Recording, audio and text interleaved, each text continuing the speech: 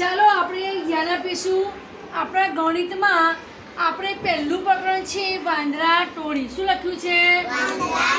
એમાં લાંબુ ટૂંકું, ઊંચું નીચું, જાડું પાતળું એ વિશે આપણે શીખી ગયા. બીજા પાઠમાં આપણે ચોરસ, લંબચોરસ, ત્રિકોણ અને ગોળ વિશે શીખ્યા.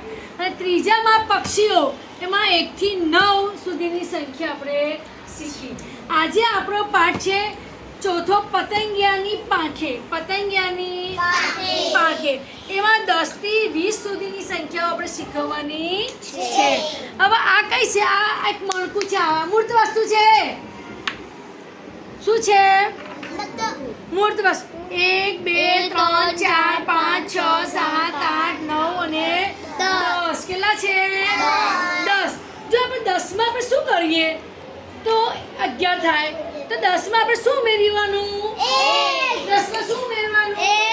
તો 10 ને 10 ને 10 માં 2 ઉમેરીએ તો 10 ને 2, 10 માં 3 ઉમેરીએ તો 10 માં 4 ઉમેરીએ તો 14. કેટલા? 14. 10 માં 5 ઉમેરીએ તો 10 માં 6 ઉમેરીએ તો 10 માં 7 ઉમેરીએ તો 17. 10 માં 8 ઉમેરીએ તો 10 માં 9 ઉમેરીએ તો 19. શું થશે? શું થશે? અને 10 માં 10 ઉમેરો તો કેટલા થઈ જશે? 23. તો 10 થઈ જાય. શું થશે? તો 10 માંથી આપણે બીજું આપણે લઈ લઈએ 10. તો 10 ને 10 20. 10 ને 10 તો 10 1 11. 10 1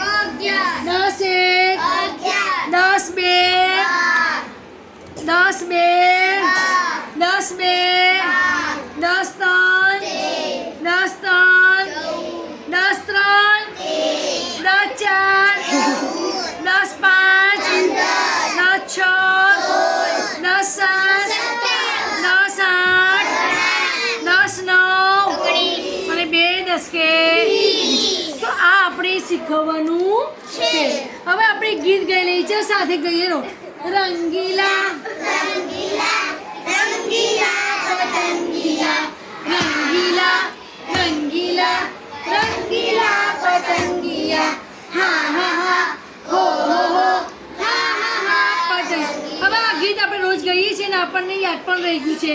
પણ આપણી પાસે વધારે વસ્તુ હોય ત્યાં ખરું પાડવાનું છે.